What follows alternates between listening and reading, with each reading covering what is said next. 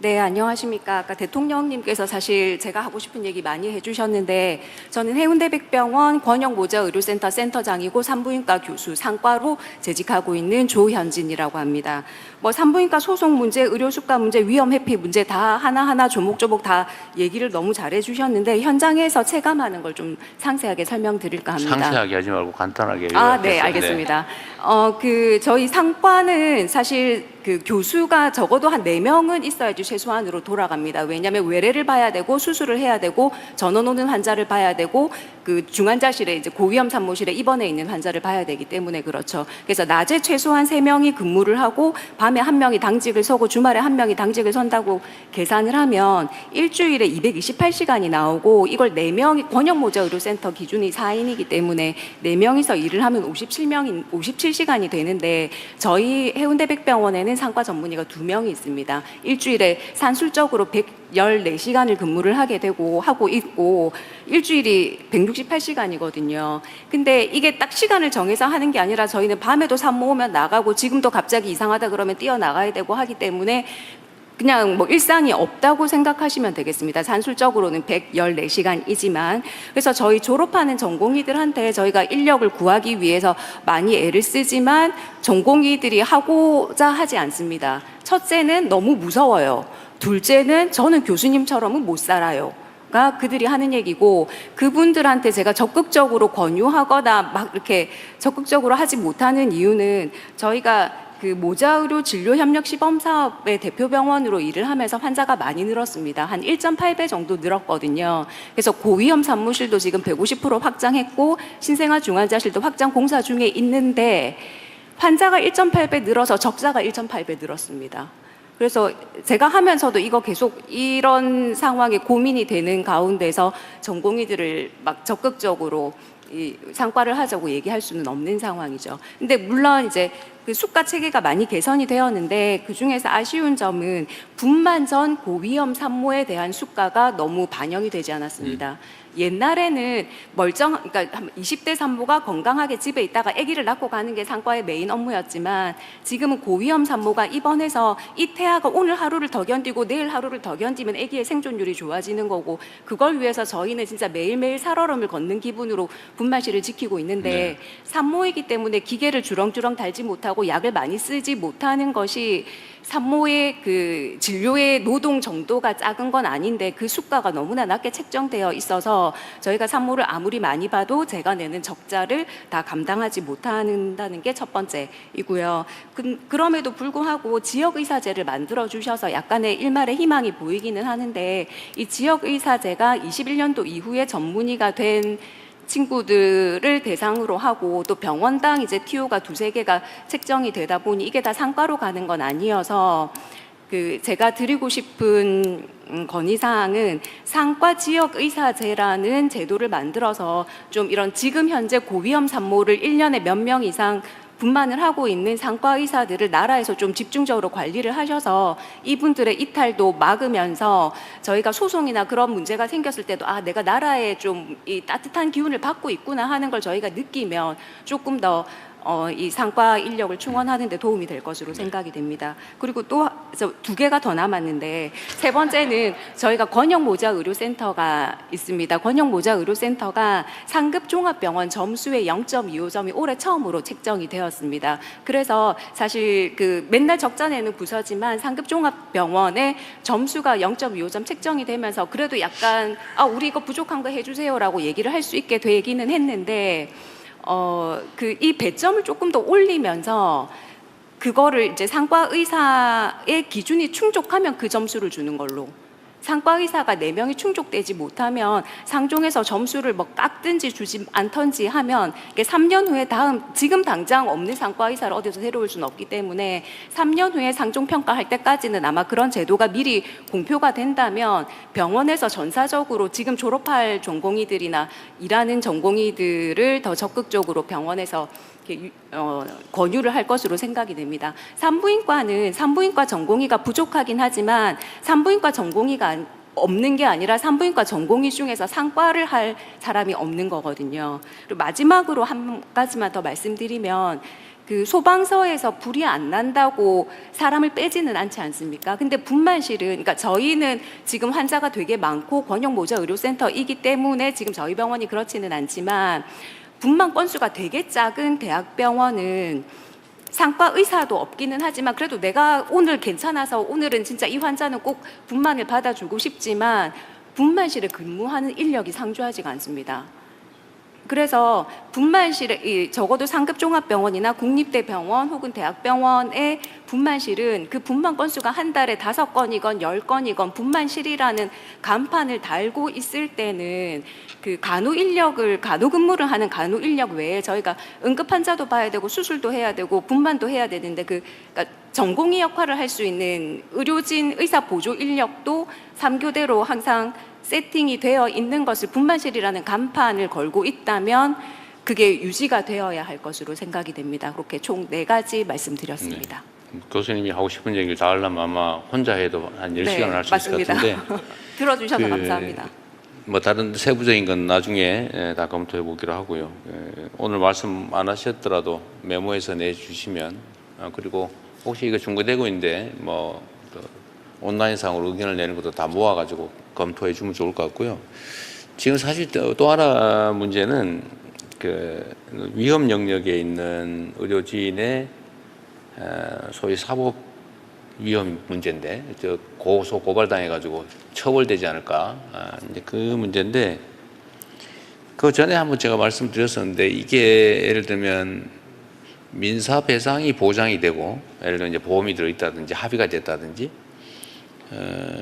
그럴 경우에는 이제 교통사고 처리 특례법처럼 과실에 의한 경우는 형사 책임을 면제하는 그런 입법이 필요하다가 아마 의료계의 요구인 것 같은데 저는 그게 매우 타당한 요구라고 생각이 되거든요. 이게 뭐 악의를 가지고 일부러 그랬다면요, 그야 처벌해야 되겠지만 사람을 살리기 위해서 열심히 하다가 그 중에 일부가 뭐 아까 제가 말씀드렸는데 교과서에 있는 대로 다 이렇게 못했을 경우에 어쨌든 과실로 평가되지만 그런 것까지 형사처벌을 하는 위험에 빠뜨리니까 난 그런 위험한 일을 안 할래. 그래서 아예 다 회피해서 더 큰 위험에 우리 국민들이 처하게 된다. 이건 약간 모순이거든요. 그거는 혹시 어떻게 됐는지 그 형사처벌 면제 문제 합의가 되거나 아니면 배상이 무한으로 충분히 담보할 만큼의 책임 보험이 가입되어 있다면 과실에 대해서는 처벌하지 않는 입법을 해야 된다. 이 논의가 많았는데 진척이 어떻게 됐어요? 현재 상반기에 의료분쟁 조정법이 개정이 됐습니다. 그래서 주요 내용은 민사에 대한 거는 의료기관이 책임보험을 의무적으로 들게 하고요. 그다음에 고위험 분야는 정부가 보험료를 지원을 해서 고액 배상 한 18억 정도까지는 합의해서 민사는 그렇게 해결을 하고요. 형사에 대해서는 말씀하신 대로 환자에게 설명의 의무를 다했느냐, 그다음 적절한 배상이 됐느냐, 그리고 이게 고위험 필수 진료이냐, 그리고 또 한 가지는 이게 중과실이 아니다. 이런 4가지 조건을 충족을 하면 형사 특례를 주는 걸로 법이 개정이 돼서 내년에 시행을 할 예정입니다. 내년부터 시행이 됩니까? 그래서 현재 하위법령을 만들고 있고 의료사고 심의위원회라는 걸 만들어서 거기서 중과실 여부나 필수로 여부를 판단을 하면 이제 수사에 대한 뭐 자제라거나 아니면 형사에 대한 특례를 적용하게끔 법은 개정이 됐습니다. 지금 현재 이런 정도면은 형사 위험에 대한 불안감은 좀 완화가 될 수 있을 것 같습니까? 많은 부분이 이제 개선되고 있고 개선되어지고 있는 것 같긴 한데 중과실이냐 아니냐 가지고 논쟁이 있을 것 같긴 하네요. 근데 이게 배상액이 18억 그게 되고 나서 이 소송 자체가 18억부터 시작하게 되었다는 뭐 그런 후기도 듣기는 합니다. 네, 저희가 배상액을 올리면 좀 그건 법원이 판결하는 거니까 그렇게 되기는 어렵고요. 그건 뭐 실제로 계산을 해서 실질 손해가 그 정도 되면 의미가 있겠지만 그 넘겨 소송한다고 많이 청구한다고 많이 배상 명령하는 게 아니기 때문에 그건 그냥 낭설인 것 같고요. 어쨌든 알겠습니다. 또 다른 분들 의견도 들어봐야 되니까요. 네, 필수로 저쪽에서 아무래도 많은 분들께서 손을 들고 계시는데 지금 의사 선생님들뿐만 아니라 간호사나 응급구조사님들 계시는데 혹시 그분 중에 한 분 계신가요? 다 의사 선생님들이 손을 주시. 네네네. 네 뒤쪽에 네 전달 드릴게요. 마이크 전달 주세요. 네, 안녕하십니까. 서울대학교 병원 헬스케어 AI 연구원장을 맡고 있는 이형철입니다. 우리나라는 이 국민건강보험과 전국민 암검진 사업 등을 통해서 GDP 대비해서 낮은 의료 비용으로 세계 최고의 의료 서비스를 제공하고 있는 이런 멋진 역사가 있습니다. 현재 AI 분야에서 우리는 세계 3강을 목표로 하고 있는데요. 저는 이제 1위, 2위를 지금 다투고 있지만 미국은 이 민간 의료 회사들과 그다음 독점 EMR 회사 등을 통해서 이게 의료 AI 분야가 굉장히 좀 혼탁해진 상황입니다. 그리고 중국은 의료 품질 문제나 비용 문제 그런 다양한 사정으로 인해서 좀 더디게 발전하고 있는 것이 현실입니다. 그래서 우리가 지금 여기 이제 모여 있는 많은 분들이 의료 AI 관련된 분들도 많이 오셨는데요. 오늘 대통령님께서 의료 AI에 있어서는 우리가 세계 1강을 목표로 한다라는 비전을 한번 선포해 주시면 어떨까 제안 드리고 싶고요. 그다음에 또 사실 이것이 우리나라는 이제 매년 100조 원 가량의 이제 국민건강보험을 지출하고 있고 이것은 2030년이 되면 200조 그리고 곧 300조 2040년대가 되면 300조가 될 예정입니다. 이 국가적인 문제를 이제 슬기롭게 해결해야 되는 동시에 이제 이것을 다른 나라에도 또 공급할 수 있다고 하면 이것이야말로 전 인류를 널리 이롭게 하는 일이 아닌가 생각이 듭니다. 그래서 우리가 세계 1강을 하고 이 기술을 다른 나라에도 공급한다라는 그런 비전을 한번 제시해 주셨으면 하고 제안을 드리고요. 대통령님이 젠슨황 방문 당시 약조해 주신 25만 장 규모의 대규모 GPU 풀 중에 일부가 이제 도입돼서 실제로 활용되고 있습니다. 그 모델 중에 일부가 이제 국가 의료 파운데이션 모델을 개발하거나 한국어로 된 의료 지식을 정제해서 이런 파운데이션 모델을 누구나 만들 수 있게 공개하는 역할을 저도 하고 있는데요. 정말로 진심으로 이 GPU를 잘 사용하실 수 있게 해줘서 감사드립니다. 그렇지만 앞으로 이 의료 분야에서 AI를 제대로 하기 위해서는 이 GPU 턱없이 부족합니다. 특히 지방이라던가 아니면 필수 의료 분야에서 GPU를 살 수 있는 돈이 없고 각 병원마다 그것들을 각각 병원마다 다 도입하는 것은 너무나 비효율적입니다. 그래서 국가에서 AI 데이터 센터를 통해서 이것을 잘 활용할 수 있도록 아까 발표에서도 있었지만 AI 고속도로를 구축해서 이 데이터가 그 데이터 센터에만 있으면 안 되고 병원과 데이터 센터 간에 연결이 돼야 되거든요. 그래서 그런 부분들이라던가 의료기관 망분리 정책 같은 정책적인 그런 부분을 좀 지원해 주시면 저희가 정말로 많은 저희 의료 AI 분야에서 힘쓰고 있는 기업과 그 인재들이 있습니다. 그래서 정말 그 의료 AI 분야 세계 1강을 해서 이것들을 우리나라의 이런 문제들을 해결하는 데 정말 기여를 하겠습니다. 그 다음 이제 그 해외의 ODA 사업이나 EDCF 사업 등을 통해서 이런 기술들을 지원하게 되면 이것은 사실은 우리나라의 그 건설회사라던가 전력회사, AI 데이터 센터 운영, 그 다음에 컴퓨터 회사들, 그 다음에 칩 회사들, 그 다음에 AI 플랫폼이라던가 이런 부분들에서 다 가게 되고 이미 아직 전 세계의 50% 전 세계 인구의 절반 이상은 의사를 못 봅니다. 우리나라보다 더 심각한 그런 문제를 겪고 있는 사람들을 다 도와줄 수 있는 그런 좋은 그런 사업이 될 수 있기 때문에 그런 분야를 꼭 고려해 주시기를 제안드리고 싶습니다. 네. AI 위원회 위원이세요? 아까 어디 참여하고 있다고요? 위원 아니십니다. 위원 아니십니다. 아니시지만 AI 프로젝트 참여하시고 같이 커뮤니케이션 네. 하고 있습니다. 짜고 한 건 아닙니다. 네. 말씀하신 거의 대부분은 나름 준비하고 검토하고 있는 사업들이고 응용 AI 분야, 그러니까 제조 AI든 의료 AI든 AI를 활용한 새로운 산업 영역 발굴은 어쨌든 대한민국 지금 현재 우리 정부의 제1의 지금 과제고요.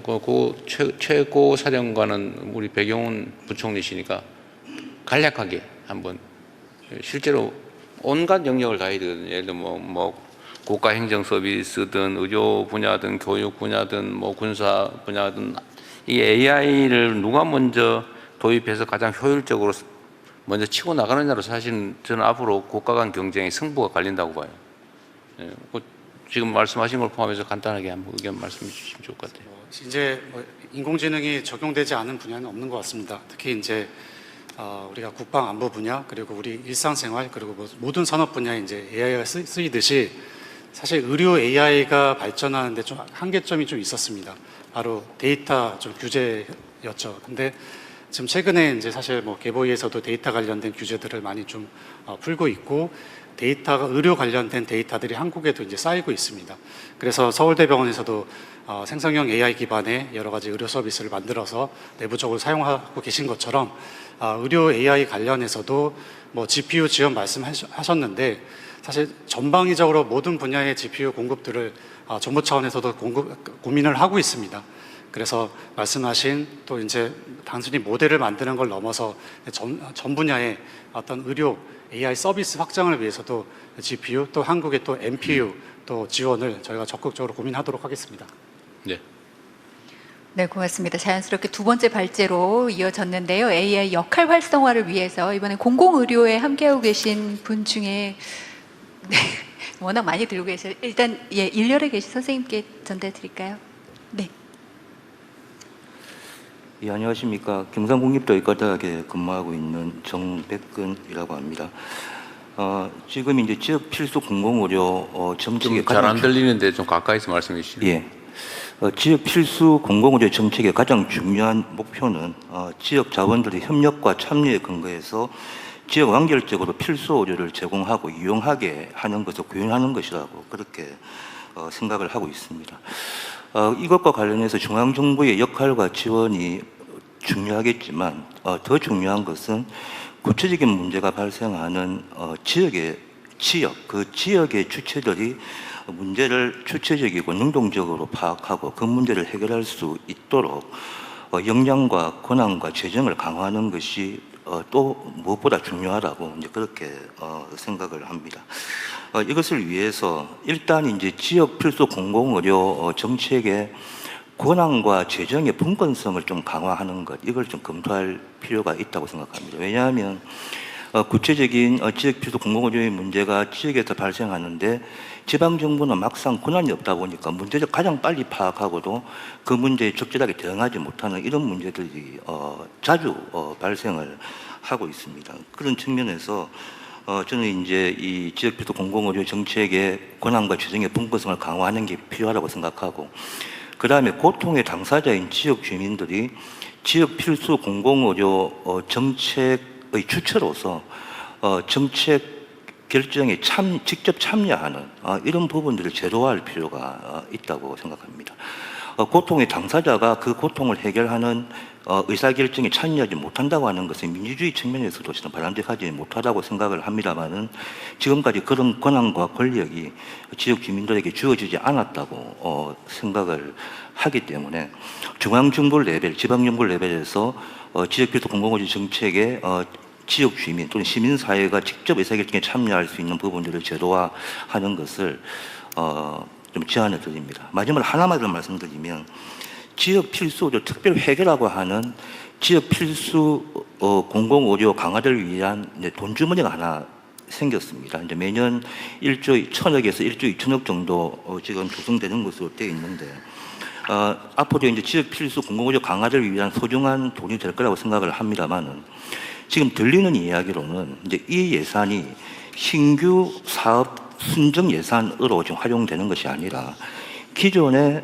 정부가 국가 재정으로 재정을 투입해서 운영해 왔던 사업 예산을 이 예산으로 대치할 가능성이 굉장히 높다, 이런 이야기들이 나오고 있어서 저는 뭐 그렇게 되지 않을 거라고 생각합니다만, 만약에 그렇게 된다면 이 지역 필수의료 특별회계 설치의 어떤 목적이 상당히 퇴색된다고 생각을 합니다. 이제 그렇기 때문에 이 지역 필수의료 특별회계가 기존 예산이 부족해서 하지 못했던 신규 지역 필수 공공의료 영역에 모두 투입될 수 있도록 할 필요가 있다고 생각합니다. 예, 이상입니다. 네, 또 네, 전달드리겠습니다. 마이크 전달, 2열에 계신 분 전달드리면 되겠습니다. 네, 안녕하십니까. 저는 세종에 있는 세종충남대학교 병원 신생아